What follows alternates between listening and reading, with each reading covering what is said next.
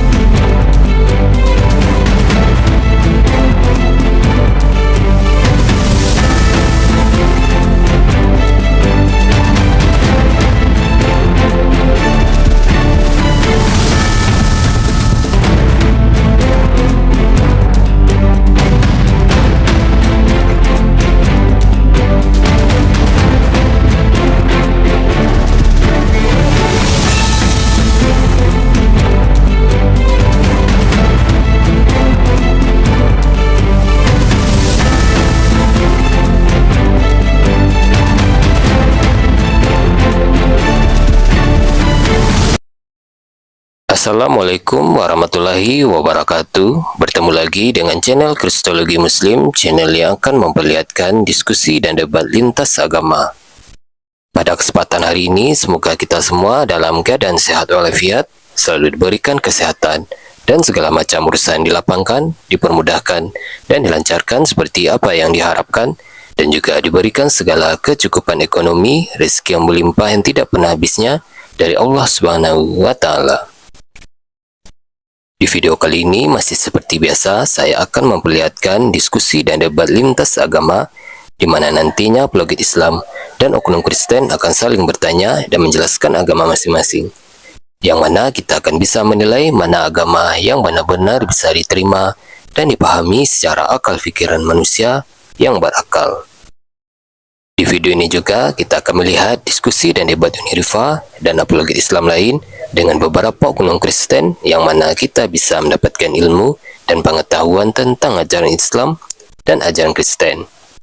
Dan bagaimana berjalannya diskusi ini, apakah akan berjalan tenang dan santun atau malah sebaliknya memanas, di mana biasanya oknum Kristen jika tidak sanggup menjawab pertanyaan dan juga tidak terima ajaran dan isi kitabnya dibahas, mereka akan emosi dan marah, bahkan sampai menghujat pribadi atau ajaran.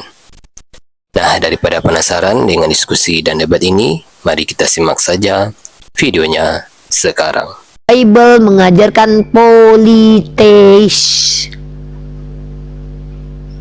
Kenapa? Ini dikarenakan adanya terjemahan yang menspesifikkan kepada sembahan yang bukan pencipta. Siapa dia? Yesus. Dia tidak menciptakan, tapi dituhankan. Ajaran ini turun-temurun diajarkan supaya tidak bertentangan dengan rasional manusia, maka dibuatlah konsili tepat di tahun 325. Apa hasil konsili? Menetapkan bahwa Yesus setara dengan Bapa. Apa artinya? Sama-sama pencipta, sama-sama pemilik alam semesta. Itu kata siapa? Itu kata para perumus konsili Nikea. Nek awakmu iki Kristen, tapi yo ora Kristen. Dikandani Kristen, ditakon Kristen iki Kristen apa? Yo Kristenmu dhewe. Denommu yo denom dhewe. Apa jenenge? Menyembah kepada Tuhan yang tidak pencipta. Denom apa? Buat sendiri. Denom dukuhisme. Namamu apa? Kukuh. Nah, saya tak bikinkan kowe ya denom dewe. Nanti kowe bikin gerejamu dewe. Denom kukuisme adalah denom di mana Kristen penyembah Tuhan yang mencipta dan Tuhan yang gak mencipta dan Tuhan yang menjaga. Kalau kita lihat aliran ini adalah politeis, setara dengan ajaran pagan Romawi yang menyembah dewa-dewa di Olympus. Zeus dewa, Poseidon dewa, Hermes dewa, Saturnus dewa, Hercules anaknya 100% manusia, 100% dewa. Aliran kowe iki persis tenan karo sing Yunani kuwi. Jenenge pagan. Nek awakmu yo kepengen pagannya aku rapopo. Sing masuk neraka yo kowe. Sing diketawai wong-wong yo kowe. Aku kira iso apa-apa le. Nek awakmu betah ning kene yo rapopo. Kalau Zeus apa Hercules sama itu boleh nggak disebut ilah? Ya memang ilah kan sembahan. Dan kalau kayak kan nggak saya bilang, ya. Zeus, Poseidon setara dengan awakmu iki lho. Tuhanmu kuwi. Nah, setara tenang. Kalau kemiut Kak. Kalau penggunaan kata Rob itu boleh disematkan kepada Tuhan nggak? Rob boleh. Boleh asal jelas kata Rob itu spesifiknya hanya kepada Allah karena merujuk kepada pemilik, pemelihara, penjaga, pencipta alam semesta. Tapi kalau kamu boleh dikatakan Rob, tapi yo Rob apa kamu? Rob apa dulu? Rob rambutmu kuwi ya iso. Kamu adalah kuku adalah Rob rambutnya sendiri. Apa-apa, tapi ya ndak lazim. Nah, ndak lazim. Nah, gitu. Sama seperti kurios. Nah, penggunaan kata Rob kok penggunaan kata Rob itu kok bisa langsung disangkutkan kepada Tuhan gitu loh Pak. Asal muasalnya kan, atau bukan asal muasalnya karena artinya. Ya, Rob itu artinya pemilik dan pemelihara. Saya dipanggil Rob bisa, tapi Rob apa? Saya nggak bisa dikatakan Rob alam semesta karena saya bukan.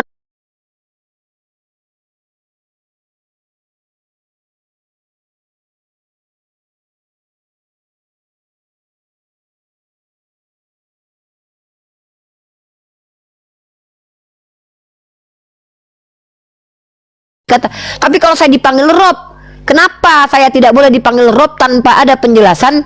Karena nanti secara spesifik akan merujuk kepada pencipta yang tidak diciptakan, ya. Nah, kenapa boleh? Karena etimologinya kan saya sudah bilang ilah sembahan, Rob pemilik dan pemelihara. Maka kami penyembah kepada ilah yang benar dan Rabbul Alamin. Apa maksudnya itu? Ilah itu maksudnya sembahan yang benar. Sembahan yaitu pencipta alam semesta. Kami menyembah kepada Rabbul Alamin. Hanya satu Rabbul Alamin, ya, kecuali penyembah dewa Olympus seperti kamu. Pemilik dunia ini banyak. Contoh, pemilik alam maut Hermes, pemilik alam laut Poseidon, pemilik gunung Olympus Zeus. Kan begitu. Di Islam nggak ada gitu, nggak terbagi-bagi. Ya, di Islam itu pemilik segala sesuatu, the one and only kul huwallahu ahad, la ilaha illallah, Allah subhanahu wa ta'ala. Tapi kamu pemilik tubuhmu Roh Kudus, pemilik dunia surga berdua, bapak sama anak gantian. Enggak. Yaudah, pemilik surga siapa? Bapak. Berarti Yesus cuma punya apa? Nggak punya apa-apa. Yesus kasihan. Keledai nggak punya. Dikasih apa? Dikasih apa? Dikasih apa? Di mana? Di mana? Lah di bumi ya di mana? Mending Pak Jokowi di Indonesia pernah jadi pemerintah. Yesus yo jadi RT aja pernah lo yo. Yesus jangankan jadi pemerintah di Indonesia, di dunia ini ya, di dunia Yerusalem aja yang kecilnya songono itu dia nggak pernah jadi RT loh. Itu artinya kasihan, mesak Yesus nih, mesak nih loh, mesak ke loh. Kenapa? Nelongso hidupnya, sudah dikasih dunia malah dijajah Yesusnya, malah dirampok sama Romawi, nggak punya apa-apa, baju di badan aja diambil sama pencoli ya. Pas giliran mau keledai ngambil punya orang, mungkin karma itu. Makanya kalau kau nggak mau dicuri, jangan curi punya orang. Saya nggak ngerti apakah karena dia ngambil keledai maka bajunya diambil, saya nggak tahu lah. Tapi yang jelas dia nggak punya apa-apa. Baju di badan pun sudah dibagi-bagi Hansip Romawi, seluruh tubuh pun diraba-raba Romawi. Udah nggak punya apa-apa Yesus itu, harga diri pun udah nggak punya. Yesus adalah salah satu-satunya di seluruh alam semesta ini, dari mulai Adam sampai nanti kiamat. Hanya Yesus yang tak punya harga diri ya. Bahkan siap. Fir'aun pun pernah menjajah. Siap. Satu-satunya Tuhan yang nelongso hanya Yesus. Bahkan Hercules pun punya istri, punya anak, punya kekuasaan. Hercules punya kekuatan. Yesus nelongso, sungguh nelongso, sah menderita dia. Kasihan memang Yesus. Berarti kakak Uni Riva bisa nganu nggak menyatakan kalau Tuhan itu memang ada banyak gitu, atau Kan gimana? betul. Ilah atau sembahan itu banyak, Tuhan itu banyak. Iya. Yang satu-satunya itu Tuhan yang benar. Nah, Itu Tuhan yang benar nggak bisa banyak, cuma satu. Tapi Tuhannya orang lain banyak. Tuhanmu 3. Ya. Banyak orang. Iya.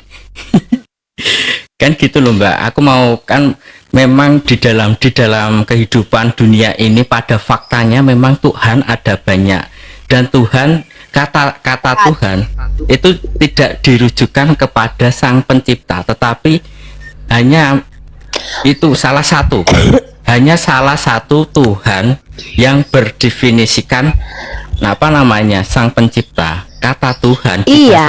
Ya. Karena kan Tuhan yang banyak itu merujuk Tuhan yang tidak benar. Yang satu-satunya itu kan cuma Tuhan benar gitu loh. Siap. Udahlah, semua orang udah paham itu. Nah, kamu penyembah Tuhan, satu Tuhan yang benar kamu sembah, yang dua nggak benar gitu loh. Siap. Kalau untuk kamu menyembah Tuhan yang benarnya satu Bapa, yang nggak benarnya dua, Roh Kudus sama Yesus, kamu nggak benar tuh. Siap. Untuk membuktikan kalau kita dalam mengabdi atau menghambakan diri kepada Tuhan yang benar, itu ada ciri-cirinya enggak? Atau ada manfaatnya enggak? Terima kasih. Oh, ada. Ciri-ciri pengabdi Tuhan yang benar itu gampang. Pertama, lihat dari aturan agamanya. Aturan agamanya apabila diterapkan baik secara kontinu dan non kontinu, akan ada efek positifnya baik langsung ataupun jangka panjang. Maka kalau kata Yesus, lihat dari buah perbuatannya. Agama mempengaruhi perilaku manusia, tapi tidak semua perilaku manusia dipengaruhi oleh agama. Ya, kalian Kristen itu penyembah kepada Tuhan yang benar dan Tuhan yang tidak benar, mencampurkan. Makanya kalian dikatakan musyrik. Kalian ini kan kategorinya kafir musyrik. Ahli kitab Yahudi kafir saja karena belum tentu musyrik. Kristen ini gelarnya banyak.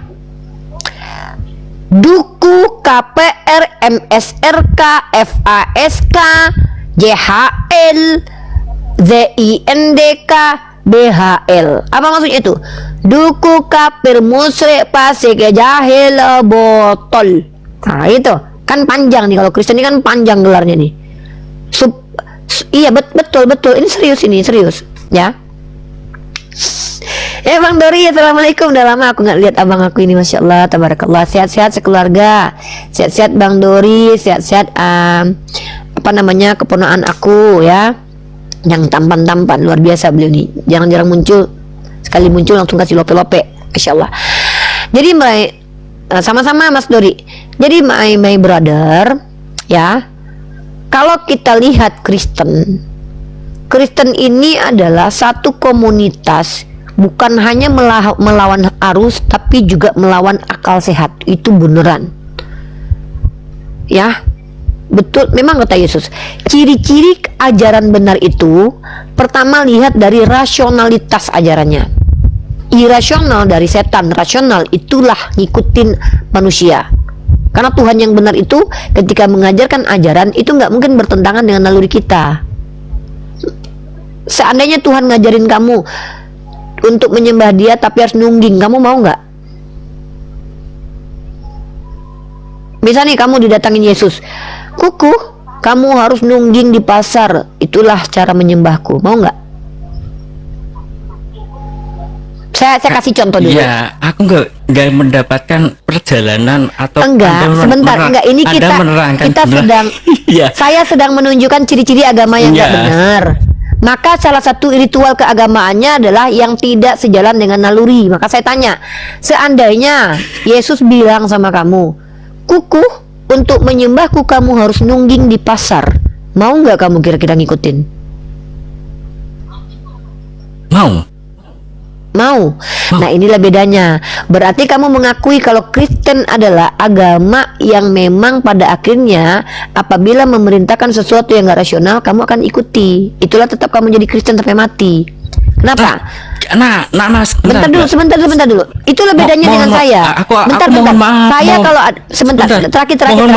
Mohon maaf sekali, Mbak. Jangan menghujat, tetapi berikanlah kita nggak menghujat. Itu Anda. Saya tidak menghujat, saya mengatakan kalau Yesus nyuruh kamu nungging, kenapa saya kasih contoh yang paling merendahkan harga dirimu? Kenapa? Sebentar, saya akan kasih contoh yang masuk dalam agama Kristen nanti. Saya keluarkan Kristen dulu supaya saya tunjukkan kamu ini normal, gila, atau ternyata kamu gila. Kenapa? Nah, ketika gini, Tuhan Mbak. menyuruh kamu, bentar, saya tanya dulu. Ketika aku Tuhan menyuruh menggila karena Anda menghujat, Mbak. Mohon maaf, Anda tidak berdakwah, Anda menghujat. Arti menghujat apa? Nggak usah nangis lah, saya nggak ngapa-ngapain. Iya. Mohon maaf. Arti menghujat itu apa?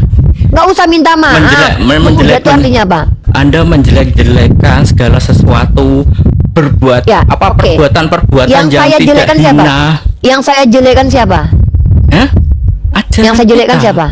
Ajaran kita. Coba ucapkan ucapan saya yang menjelekkan ajaran kamu. Kamu ngerti nggak perumpamaan, analogi, dan perandaian? Saya bilang bukti agama itu harus rasional. Kalau saya disuruh nungging itu maksudnya nggak pakai baju terus disuruh bokongnya dilihat-liatin di pasar. Saya nggak mau karena itu menjatuhkan harga diri saya. Saya nggak mau. Tapi ketika bersujud sama-sama seperti nungging, kenapa kita tidak malu? Pertama, itu prosesi penghambaan diri dengan tertutupnya seluruh tubuh, tidak menghinakan. Kenapa kami mau? Karena ketika sama-sama seolah seperti nungging, ada satu nungging yang mempermalukan dirimu, membantah rasionalmu, membantah akalmu, membuat kau mempermalukan diri dan kau bisa dianggap orang dalam gangguan jiwa. Maka kami umat Islam kalau itu diperintahkan, kami tidak mau.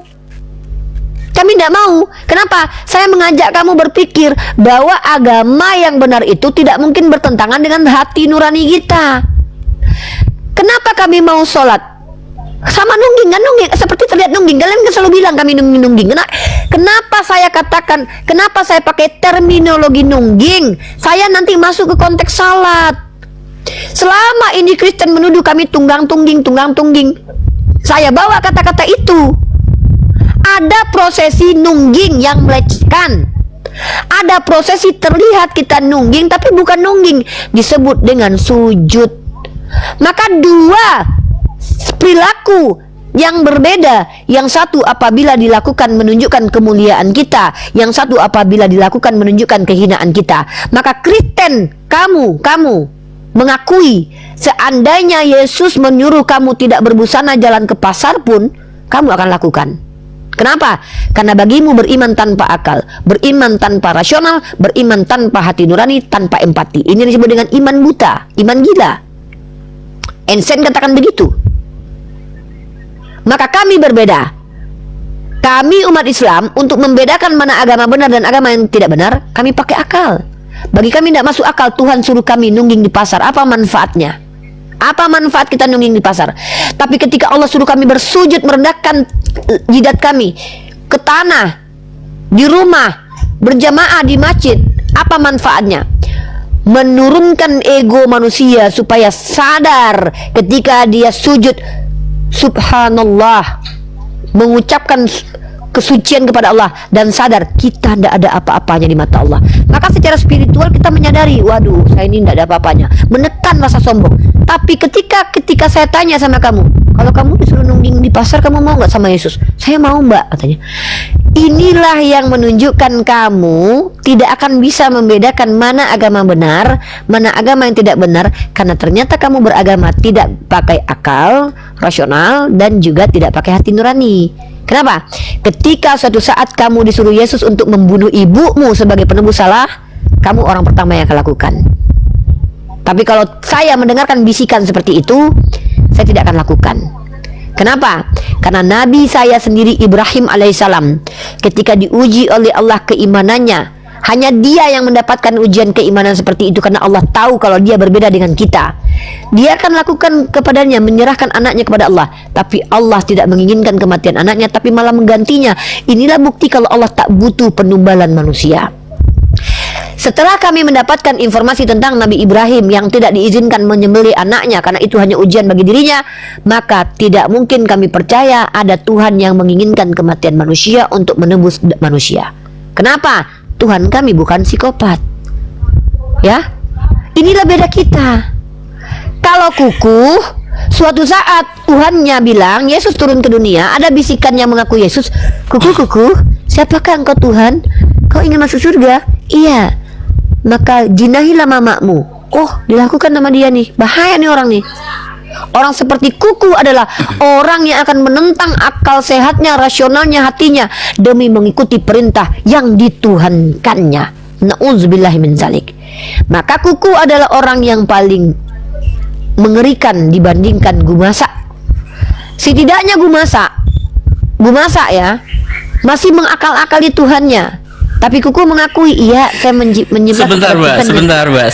Anda tidak bisa menerangkan kepada saya atau tidak bisa memberitahu saya gimana kita itu bisa mengena atau menguji kalau Tuhan itu benar, gimana, atau apakah manfaatnya? Bukan. Tetapi itu pertanyaanmu tadi. Pertanyaanmu ciri-ciri agama benar. Bukan agama. Jangan ditambah. Bukan, Mbak, aku Tuhan yang mohon yang maaf, benar. kita tanya yang di bawah, apakah kita aku mengatakan Tuhan yang benar atau agama yang benar? Aku mengatakan ya udah, Tuhan yang benar. Tuhan yang benar dengan agama yang benar itu seirama lah, sejalan. Sekarang saya tanya sama kamu. Kamu ini naik bertanya kepada saya tentang Tuhan yang benar. Kamu saja sudah mengakui Tuhan itu ada yang mencipta, ada yang tidak diciptakan. Kira-kira menurut kamu, tanpa saya pun kamu ngerti nggak beda Tuhan benar dan Tuhan yang nggak benar? Nggak usah saya deh. Anda Yesus jadi narasumber di sini. Naik Yesus ke sini multi, saya naikin. Menurut kamu Yesus bisa jelasin nggak sama kamu perbedaan Tuhan yang benar dengan Tuhan yang tidak benar? Bisa nggak Yesus menjelaskan? Yesus menjelaskan kepada kamu. Andainya Yesus yang jadi narasumber sekarang, ketika kamu orang yang mengatakan Tuhan, ada Tuhan yang mencipta, ada Tuhan yang tidak pencipta, ada Tuhan yang menjaga. Kira-kira kalau Yesus datang ke sini, kamu nanya, Yesus, coba jelaskan beda Tuhan benar dengan Tuhan yang tidak benar. Ketika Yesus sudah menjelaskan, kira-kira menurut kamu ngerti nggak kira-kira? Dan Yesus mengerti nggak cara menjelaskan ke kamu? Menurut pendapat kamu lah. Mengerti. Oke. Menurut Yesus ketika dia turun 33 tahun di bumi, Tuhan yang benar itu pencipta atau yang tidak mencipta? Pencipta. Nah, sementara kata kamu, Tuhan yang benar itu ada 3. Satu pencipta, satu yang tidak mencipta, yang satu lagi menjaga. Kalau Yesus jadi saya, dia akan minta dimatikan untuk ke-10 kalinya. Kenapa? Gak sanggup dia ngadepin kamu. Kenapa? Malu dia. Ada ini jemaatku gilanya kayak gini, maksimal katanya. Mending Paulus katanya menyesatkan. Ini kamu ini udah maksimal loh, Dek. Kamu harus berobat loh. Ada gini loh, Mbak. Nggak bisa menjelaskan apa manfaat atau ciri-ciri Tuhan yang benar. Anda Saya sudah jelaskan, kamu yang nggak bisa menangkap. Nah, Kan saya tunjukkan ciri-ciri. Kamu lihat dari perilaku kita berdua nih. Perilaku kita berdua aja menunjukkan mana penyembah Tuhan yang benar, mana penyembah Tuhan yang nggak benar. Penyembah Tuhan nggak benar tuh gila kayak kamu. Apa bukti kegilaanmu? Kalau kamu disuruh menjinahi ibumu, kalau itu suruhan Tuhanmu, kamu mau? Kan ini nih Sedeng. Kamu disuruh nungging di pasar aja kamu mau? Apakah aku pernah mengatakan kayak gitu? Pernah Didek. tadi? Kan saya tanya, kalau Yesus nyuruh kamu nungging di pasar mau nggak? Mau, kata kamu kan nggak gila, kamu itu gila. Kalau saya nggak mau lah, gila itu. Bukti kita ini, perilaku kita ini loh. Apakah langsung sama? Perilaku kita berdua. Apakah ketika aku diperintahkan sujud di pasar nungging tadi berarti sama halnya kita itu suruh membunuh ibu kita? Gitu loh, Mbak. Nah, saya tanya deh. Saya tanya, kalau ada garis Yesus merahnya, Mbak. Nggak ada garis merahnya. Yang bilang Nggak garis ada. merahnya ada siapa? Lah iya. Itu contoh lain. Makanya Nah, ini Kak, orang sok Ma- ini Ma- orang jangan- teman-teman ngomongnya mohon sok maaf, gila, tapi Mbak. dalam ini gila. Mohon Apa maaf, ngapain dari jangan. tadi? Nggak, Kuku, kamu sama saya itu mohon maaf dari tadi itu ngapain? Kamu pikir dengan Gini, berkali-kali Mbak, kamu, aku- mohon maaf. Orang bilang kamu tuh santun gitu. Enggak, Kuku. Iya. Kuku, dengarkan Kuku. Tidak semua yang lembut itu baik. Ada yang yang lembut Iya, tapi bau, namanya tai. Dengar dulu Kuku. Dia tenang. Jangan panik. Orang kalau biasanya sok lembut itu kalau panik itu kelihatan. Kalau saya nggak kelihatan panik dan nggak panik. Kenapa? Saya ini sudah terbiasa reaksinya tuh reaktifnya tuh. Ya sudah terbiasa saya reaktif. Saya tanya sama kamu, seandainya Tuhanmu yang nggak mencipta itu datang kepadamu, dia cium bibirmu, kamu terima nggak? Ketika Yesus datang kepadamu, dia cium bibirmu, terus dia kulum lidahmu, kamu diam atau balas atau ini diam? pertanyaan pertama, Tuhan pencipta. Pertanyaan. Yang kedua, Saya tanya Yesus. Yesus. Saya tanya Yesus, saya nggak bilang Tuhan pencipta. Yang nggak mencipta itu Oke. buasa bodoh. Mau Tuhanmu yang jaga kayak mau Tuhanmu Berarti yang lagi main petak umpet. Oke. Saya bertanya tentang Yesus. Kalau Ya. Yesus turun ke dunia, dia cium dan kulum di lidahmu, kamu terima, diem, tampar mukanya atau dorong atau bawa dia ke kamar? Jawab. Kalau saya sebagai pemujanya, kita terima, Mbak.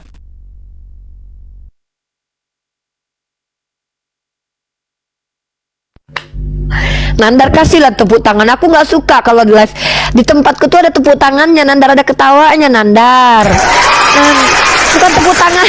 Ketawa. Nandar, lu nggak denger barusan abang ini ngomong apa? Seandainya Yesus turun ke dunia, dicipok bibirnya, dia terima, Nandar. Nah, itu gue bilang kan. Itu kasih sayang, Mbak. Bukti kasih sayang. Iya. Sekarang Anda bisa menjawab nggak? Sekarang saya ganti, Tidak. saya tambah. Enggak. Seandainya Yesus Anda tanya terus, Mbak. mengincar lobang duburmu, kamu terima Enggak, nggak? kalau gitu enggak. Kalau itu enggak. Mohon maaf. Kalau kita dicium oke, tetapi kalau mohon maaf, jangan merendahkan kayak gitu loh, Mbak. Dakwah itu yang asik, yang rileks, yang bisa kita Saya itu terima. bukan orang yang dakwah seperti yang dimau Kristen. Sejak kapan kamu jadi standar Enggak. metode dakwah saya? Kamu suka silakan di sini, nggak suka turun. Saya kan bukan orang yang ngajak kamu harus ikutin saya.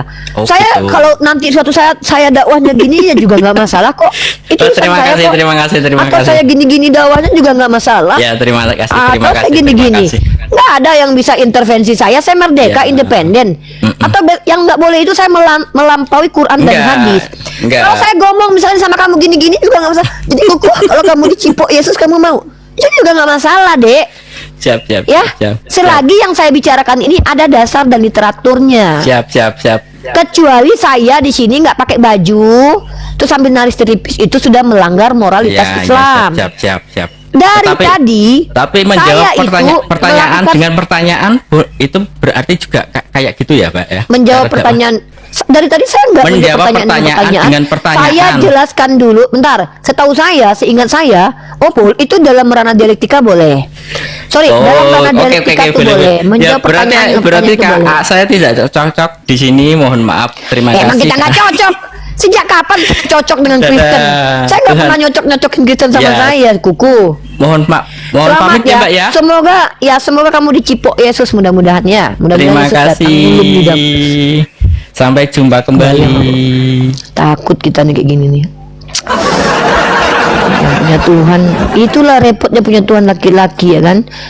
Kalau seandainya suatu saat Tuhannya turun ya kan, Kuku, aku ingin mencium bibir, mau dia. Wah, Ini baru nih, bertuhan dengan cara yang sangat radikal. Sama saya ini nggak ada ceritanya dakwah seperti yang dimau Kristen, bukan. Saya ini pendebat, saya ini pendiskusi. Narasi diksi saya memang keras tapi pada porsinya. Kenapa saya menggunakan analogi yang keras? Saya ingin kalian tahu betapa keji dan hinanya ketika bertuhankan kepada makhluk selain Allah. Keji. Ketika cium bibir dikulum lidahmu, aku mau. Kalau anusmu yang diincar, aku nggak mau lagi. Artinya apa itu? Artinya sebetulnya secara nalurinya sadar bahwa itu tidak benar, cuman karena dia konsekuensi dari ucapannya terpaksa mengikuti gitu loh. Terpaksa dia mengikuti. Waduh, hilang gambar di YouTube. Bentar dulu. Ngeri dia ya. Saya takut loh orang-orang kayak gitu loh. Kebayang gak kalian suatu saat ada suara yang ngaku-ngaku Yesus datang ke dia.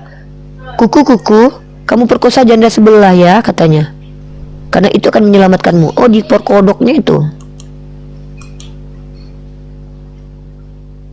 Ngeri loh. Bentar dulu. Ngeri itu, ngeri. Itu sama kayak penyembah-penyembah pagan. Waduh, hilang signal.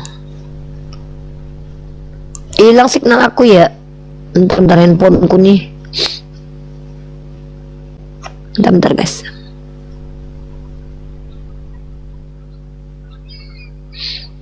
Bentar ya.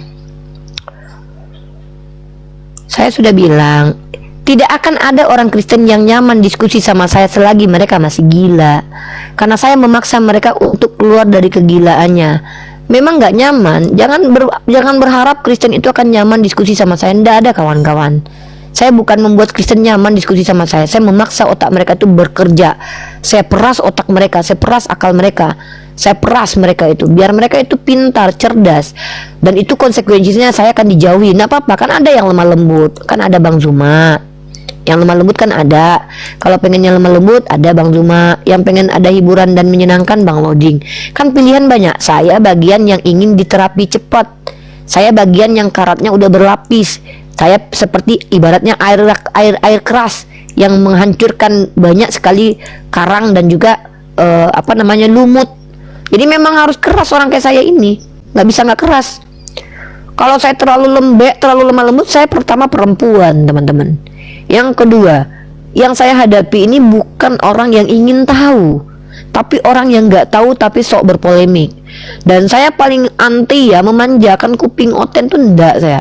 Saya ingin mengajak oten itu ketika mereka mendengar narasi saya, biarkan mereka marah kepada saya. Karena saya akan setiap hari membuka live streaming ini. Mereka tidak lagi menonton saya, silakan.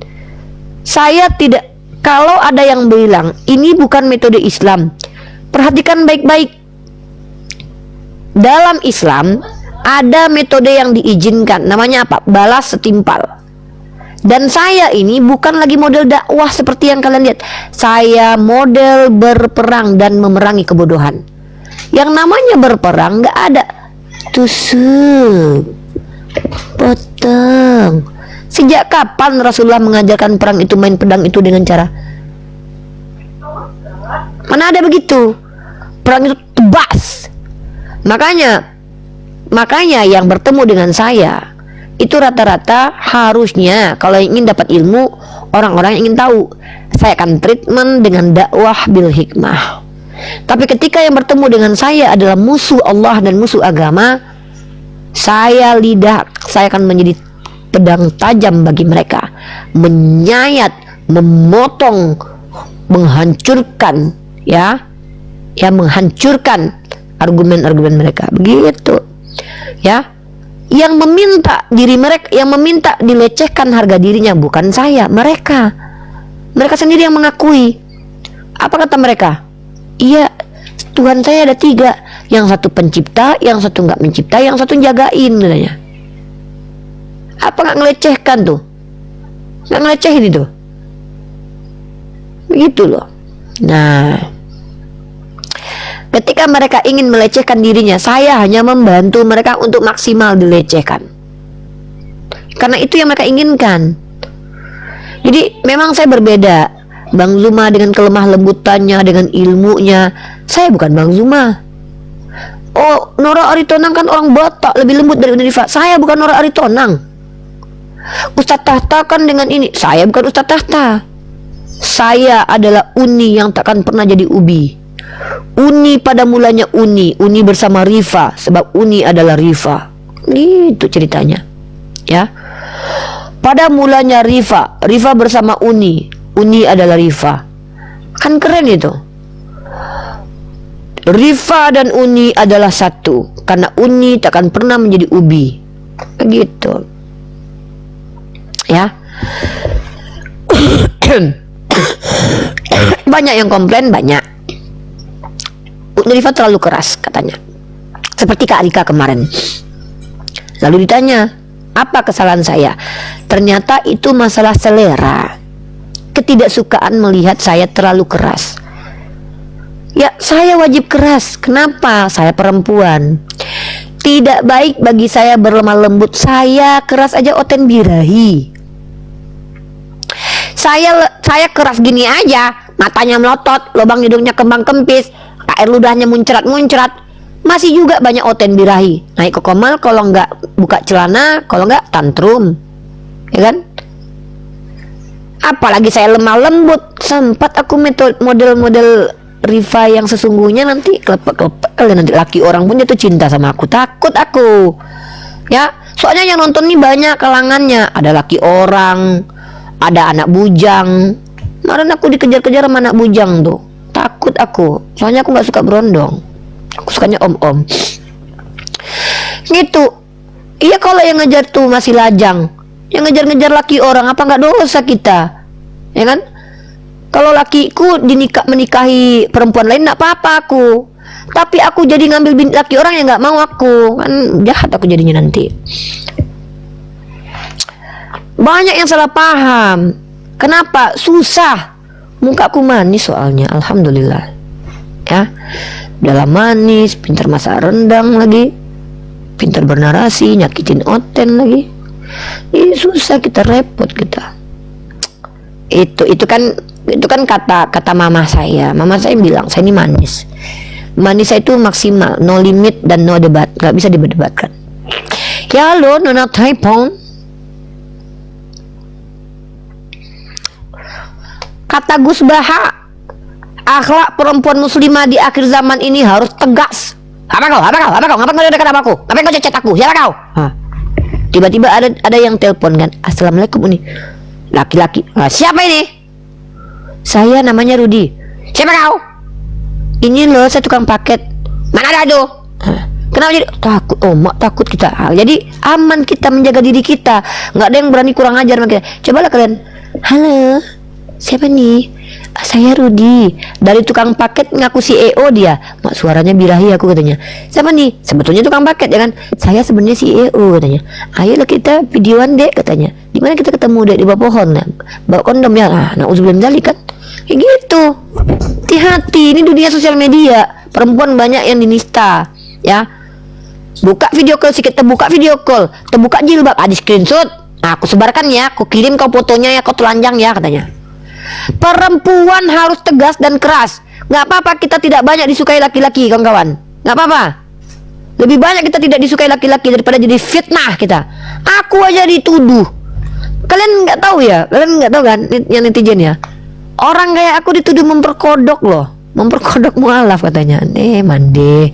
Dan kalau memperkosa pun pilih-pilih orang lah, dada aja kalian. Aduh, orang kayak aku aja dituduh loh. Dibilang pula aku hamil sama Ustadz Wafi katanya. Dibilang aku dipakai nandar, yang kurang ajar tuh.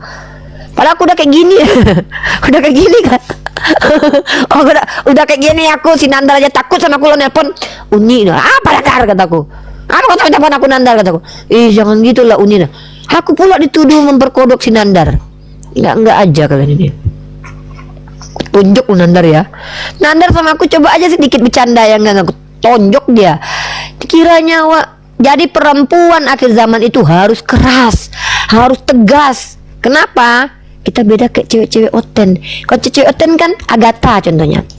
Halo, pada Garuda. Bibir Agatha belum di filler 20 juta dong Om. Agatha. Ya, Om senang. Nanti kalau Agatha live streaming tolong ya turunkan sedikit kerah bajunya. Halo Om Tobias, Agatha belum punya mobil beliau kayak RK. Bagi dong Om. Om senang ya. Nanti Agatha kalau lagi live streaming tolong bedaknya ditebalin ya. Dan lucunya lagi si Agatha udah operasi hidung, operasi masih juga pakai filter. Giliran RK. Halo. Halo, siapa nih? Ini Tante Lili kah? Iya, ini siapa? Ini Bang RK. Haleluya, Bang RK, apologet yang terkenal itu ya. Yang gila itu kalau lagi ngomong ya, yang kayak orang lagi masukan setan. Betul. Tante ada waktu kah? Ini beta lagi mau beli patung. Tante mau nyumbang kah? Patung? Iya, harganya 200 juta. Kenapa begitu mahalnya? Karena gigi depannya itu dari emas. Tante mau patung atau mau RK? Ya sudah, datang ke rumah tante segera. Itu kalau apologet Kristen begitu. Edis, netizen, saya telah meninggalkan harta saya miliaran di Jawa. Saya pikul salib ke Amerika netizen. Mahal pajaknya. Bantulah netizen ya. Saya tinggalkan Suwarni dengan sawahnya ya. Ya. Saya rela menginjili netizen. Nah, nangis sedikit kan? Tolonglah netizen. Di sini aku susah makan. Nah, langsung datang paus, ceplok. Singa, ceplok. Kristen. Tapi apologet Islam. Uni, assalamualaikum. Iya, siapa nih? Saya mau kirim uang. Buat apa? Buat jajan Uni. Siapa kau ngajak jajan? Enggak Uni, saya cuma kasih aja karena kan saya sayang sama Uni. Punya laki nggak? Punya bini nggak? Punya. Kasih binimu dulu baru aku. Tapi duit saya banyak Uni. Oh yaudah, kirimlah kalau gitu. Nomor rekeningnya ini ya. Itu kalau sama kita, ya kan? Aku begitu guys. Aku pernah nandar ya. Sorry ya, ini aku cerita sedikit ya. Ini bukan mau nyombongin, tapi emang fakta. Ada salah satu ulama besar di Indonesia ini yang jangankan berkenalan dengan beliau, berjumpa dengan beliau, untuk tahu nomor handphonenya aja tuh ibaratkan mimpi bagi saya. Ya. Assalamualaikum Unirifa. Ya, waalaikumsalam Pak. Ini siapa Pak? Saya kirim buku Unirifa. Masya Allah. Oh, makasih ya Pak ya. Nah, ini sombong nih, ha? Bapak-bapak lah ya kan. Terus WA lagi. Aduh, siapa lah ini? Takutnya laki orang nih nanti. Siapa ini? Wah, sombong kali Riva ini ya. Siapa ini katanya kan? Perkenalkan diri saya. Dikirimlah profilnya. Langsung bergetar aku tanganku. Astagfirullah, subhanallah. Masya Allah. Ustaz, ya maaf saya nggak sopan. Memang saya takut kirain ini nanti orang yang iseng gini-gini nih. Gak apa-apa Uni. Semoga Uni sehat. Nomor rekening Uni. Aduh, untuk apa ini Ustadz? Untuk apa ini Pak Buya? Untuk apa? Wah, Uni gak bagi-bagi nih Biaya kuliah gitu kan, biaya kuliah. Masya Allah, tabarakallah, kan gitu. Kalau itu aku yang apa? Slot kosong masih ada nggak untuk jadi istri kedua? Maaf Ustadz.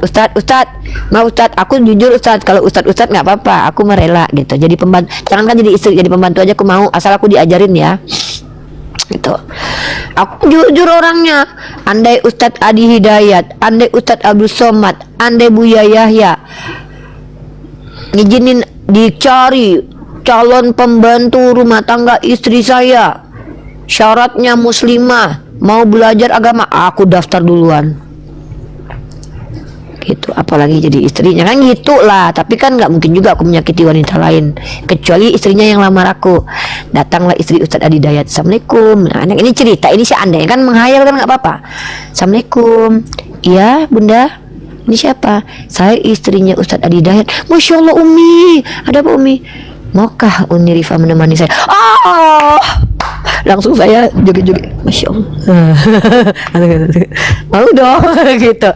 Inilah Islam. Tegas kita ini. Kita gitu. Amin ya Allah. Nggak, umi-umi, bunda-bunda, istri-istri ulama-ulama saya nggak kegatalan juga, pengen banget enggak juga, tapi ditawarin mau, tapi kalau ini nggak mau juga ngambil hati orang, nggak mau. Amin ya Allah. Tapi yang menawarkan istri mereka ya, bukan suami-suaminya, istrinya yang ini yang datang. Amin ya Allah, amin ya Allah. Apaan lu amin lu, kan gitu menghayal. Amin, ya Apalagi Allah. jadi istrinya Nabi Isa, itu nggak berani. Jangankan menghayal, mimpi aja aku nggak berani jadi istrinya Nabi loh, karena aku merasa rendah diri Amin, dan ya Allah, amin. apa namanya, siapa sih yang nggak mempunyai suami berkarakter seperti para ulama-ulama kita, ya kan? Bukan kiai yang di Pati itulah, tuh hantu belau itu. Aku yang potong itunya, ya kan? Itu biadab itu, karena dia melakukan pelecehan gitu. Gitu. Ya jadi begitu teman-teman, kita tuh realistis ya. Perempuan-perempuan tuh harus realistis. Jangan kalian itu, ini mohon maaf sedikit kita melenceng ya. Mohon maaf ya, banyak perempuan yang sangat benci poligami karena mereka menganggap poligami itu merendahkan mereka. Ini menurut mereka. Sebenarnya itu hawa nafsu yang bicara, karena memang tidak ada perempuan yang mau berbagi apapun. Ya, jangankan suami, tas aja mereka nggak mau minjamin ke adiknya. Bajunya aja kadang mereka nggak mau dipakai orang lain. Duitnya aja mereka nggak mau berbagi. Itu naluriah manusia. Nah, makanya kata Allah, kalau ada perempuan-perempuan yang seperti istri-istri Nabi itu, maka mereka tuh derajatnya tinggi. Kenapa? Orientasi hidupnya bukan lagi duniawi. Apa orientasinya? Orientasinya adalah Allah Subhanahu wa ta'ala. Bagi mereka harta bukanlah segala-galanya. Bagi mereka apa yang dicukupkan kepada mereka hari itulah yang menjadi rezekinya. Makan itu cuma sepiring nasi. Walaupun kalian masak satu kuali lauk, udang, lobster, tidak mungkin semua yang kalian masak itu masuk ke perut kalian hari itu juga. Maka apa yang menjadi rezeki kalian yang ada di piring kalian? Begitu juga ketika kalian tidur di atas kasur. Walaupun kalian nanti suatu saat punya kasur yang panjangnya 2 meter kali 2 meter, tempat tidur kalian sepanjang badan kalian. Itu kenapa kita di kuburan itu cuma 1 kali 2 meter. Itu yang perlu untuk tubuh kita. Pakaian yang kalian beli, baju 5 meter, baju bersulamkan tahta emas dan perak, yang melekat di tubuh kalian hari itu juga yang kalian nikmati hanya sepanjang tubuh. Nggak ada ceritanya kalian sampai baju selayar panjang sampai ke belakang 2 meter. Maksudnya adalah perempuan-perempuan seperti istri para nabi, kenapa mereka tidak masalah di poligami? Karena suaminya adalah orang yang mampu bersikap kepada mereka, memberikan keadilan secara, bukan keadilan dalam batiniah ya, karena itu sulit ya, tapi keadilan secara finansial ya. Karena kalau secara finansial masih bisa dibagi teman-teman. Contoh, satu istri anaknya 2, maka dia tidak mungkin kasih 5 juta. Ini yang disalahpahami orang, dianggap adil itu setara. Tidak. Coba teman-teman lihat Mat Peci. Mat Peci itu salah satu praktisi poligami.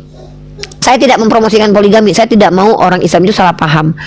Sebenarnya poligami itu pilihan. Kalau kalian tidak mau, kalian kan tidak diwajibkan poligami. Kalian berhak memilih seperti Sayyidah Khadijah yang dimonogami. Kalian berhak mengizinkan diri kalian dipoligami seperti Sayyidah Aisyah. Ya. Jadi buat kalian yang walaupun keinginan kuat tapi kemampuan kurang, jangan berharap menikahi saya untuk istri kedua. Saya juga gak akan mau ya. Seandainya kalian punya finansial yang mumpuni, kekuatan fisik yang mumpuni, mentality yang mumpuni, ilmu yang juga mumpuni, dan istri kalian mengizinkan, maka lamarlah wanita baik-baik, datangi baik-baik, tanyakan keluarganya, izinlah istri, maka insya Allah kalian telah menciptakan surga di dunia. Begitu. Ini adalah Islam itu terbuka. Islam itu bukan ditutup-tutupi. Islam itu bukan sesuatu yang aib, tetapi terbuka. Itu kenapa ketika Rasulullah hendak menikahi Zainab binti Jahsy, Rasulullah waktu itu berpikir sebagai manusiawi, karena dia tidak mau direndahkan sama orang-orang, karena tradisi pada waktu itu tidak ada yang menikahi mantan istri anak angkat, karena orang-orang waktu itu menganggap anak angkat setara anak kandung. Maka kata Allah, tidak layak kamu takut kepada selain Allah, takutlah hanya kepada Allah saja. Allah mengizinkan beliau menikahi mantan istri anak angkat supaya membatalkan tradisi yang dianggap tidak benar, itu menikahi mantan istri anak angkat. Kenapa? Zaid bin Sabit dengan Rasulullah tidak ada hubungan darah. Ya, seperti itu. Maka itu membatalkan tradisi yang diturun temurun diimani oleh orang Arab yang yang menganggap anak angkat adalah anak kandung. Kenapa? Bagaimanapun juga anak angkat bukan anak kandung, tetap bukanlah mahrammu. Maka kau boleh menikahi mantannya, seperti itu. Kalau di Kristen sok-sokan nih, kayak Pak Kripto nih, kami nggak boleh poligami. Ya, tahu-tahu di hotel dan nginap aja kan. Bersatu satu tubuh satu daging. Warahmatullahi wabarakatuh. Bunda, Bang.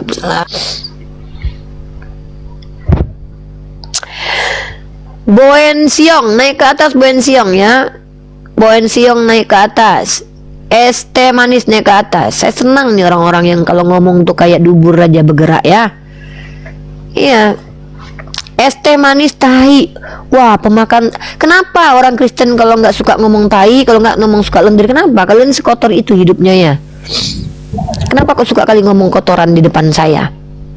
Apa kalian terbiasa makan kotoran? Ya, Pak Kripto, nanti Bapak tanggapi atau apa? Nanti kita bahas dulu. Kajian dulu ya. Banyak orang-orang seperti saudara kita Kristen lah, teman-teman Kristen lah. Mereka itu cuman manis di bibir tapi pahit di implementasi. Contoh, saya masih ingat RK menghujat poligami.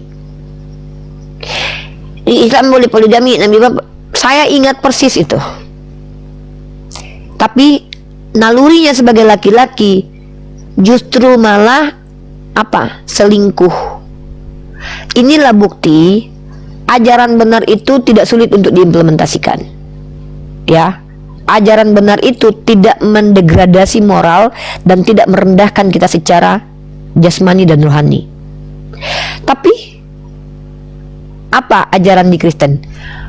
Istri RK itu harus pikul salib, tidak boleh bercerai dari RK walaupun RK sudah selingkuh. Haram bagi cerai.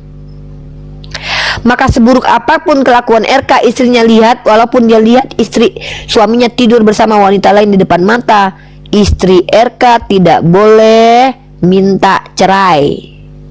Ditampar biru-biru sama RK, pikul salib, berdoalah bagi mereka. Ya Bapak, ampunilah RK nggak tahu yang dia buat, lagi nggak tahu dia itu. Ya. Perintah Yesus ketika RK nampar istrinya harus berdoa. Ya Bapak, ampunilah RK nggak tahu yang dia buat walaupun kau udah bonyok. Maka ini ajaran yang tidak relevan. Menurut siapa? Menurut standar moralitas manusia normal. Naik julak bokoli naik. Begitu ya. Istri RK nggak boleh minta cerai. Walaupun suatu saat RK tabok bolak-balik, tetap harus pikul salib. Tuhan baik, Tuhan baik, Tuhan baik.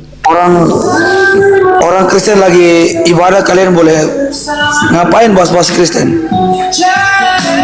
Ya apa salahnya bahas Kristen? Aduh.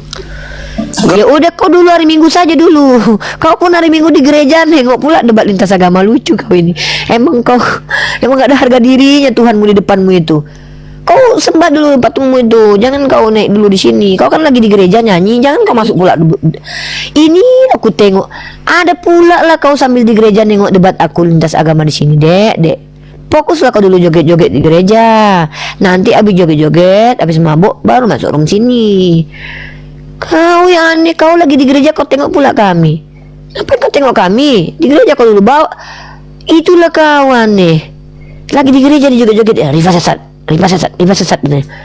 Ya, joget aja dulu di situ, beribadahlah kau dulu beribadah kau jul klobe dulu di gereja. Jangan nonton debat lintas agama dulu, apalagi nggak sengaja kau putarkan volumenya besar, nanti pindah agama, nanti semua orang di gereja itu mendengarkan apa yang ku sampaikan karena fakta semua. Ya, gitu. Ya, Jahanam perkenalkan nama dan agamanya.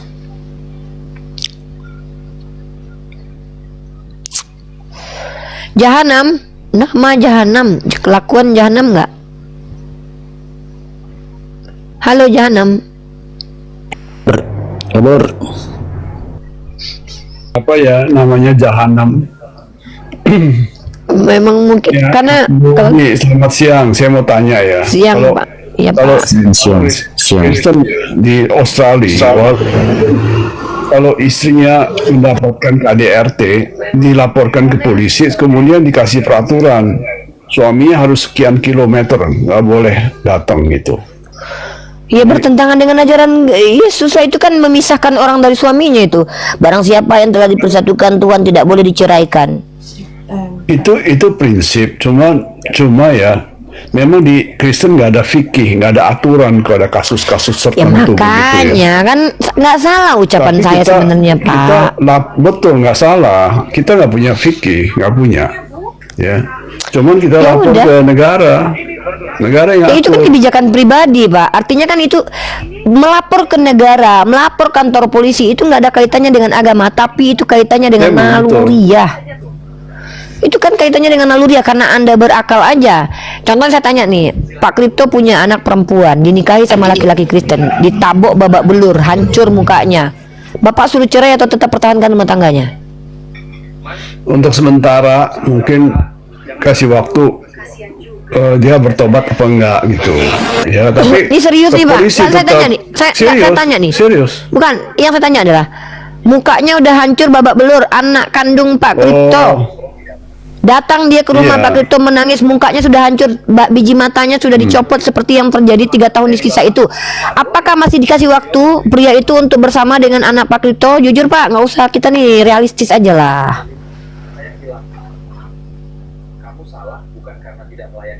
Kalau saya nggak Berat mau, juga saya ya. anakku udah bonyok. Makanya saya katakan ajaran Kristen itu Tapi di udah rasional. Yudaisme ya, Bu Yuni ya, di Taurat ya, kalau seorang pemuda memperkosa perempuan, terus dia itu tinggal bayar, baca kan di Taurat, tinggal bayar atau Iya, itu menikahi. bukan cuman itu Pak. Kalau Pak, ini izin ya, Pak Kripto hari ini saya debat nih. Biasanya saya kan nggak debatin karena Pak Kripto itu menyerang musuh saya juga. Hari ini saya mau ngajak Bapak berpikir. Kemarin Bapak tuh udah blunder sebenarnya, cuman udahlah saya nggak mau panjang. Biarkan netizennya menonton. Sebenarnya Pak, ajaran di Torah itu terdengar keji dan berlebihan, itu saya sepakat. Bahkan tidak manusiawi. Contoh seperti hukuman terhadap Arkan. Arkan itu mengambil barang hasil rampasan perang yang dikhususkan untuk Tuhan, ya. Lalu kemudian bayangkan ya, yang mencuri Arkan, tapi Arkan hewan ternaknya, anaknya, istrinya, keluarganya disatukan satu tempat lalu diberajam pakai batu dan dibakar hidup-hidup. Iya, betul. Ya, ini sangat-sangat biadab, ini sangat kejam dalam pandangan manusia kita. Tapi jangan kira ajaran Yesus itu tidak biadab loh. Kalau kita lihat, ini adalah pertengahan. Ajaran Perjanjian Lama itu di atasnya melampaui, mengerikan. Kristen itu di bawah. Contoh, saking lemahnya aturan di Kristen, jangan melawan orang yang berbuat jahat kepadamu. Sebentar Bu, Kristus ya bentar. Ya nanti Bunda ya. Nah, di Kristen ini Yesus tidak mengajarkan supaya korban kejahatan itu membela diri, tapi justru berdiam diri ketika disiksa. Saya akhiri diskusi dan debat para pelogit Islam yang telah memberikan kita ilmu dan pengetahuan tentang ajaran Islam dan ajaran Kristen. Semoga ilmu yang kita dapat dari diskusi dan debat ini dapat membentengi kita dari permutatan, yang mana pada saat sekarang banyaknya misionaris-misionaris mencari muslim yang awam untuk dimurtadkan. Saya akhiri video ini. Terima kasih kepada saudara-saudari muslim semua yang telah mengikuti diskusi ini sampai habis. Sampai ketemu lagi dan nantikan video-video diskusi dan debat apologet Islam selanjutnya. Assalamualaikum warahmatullahi wabarakatuh.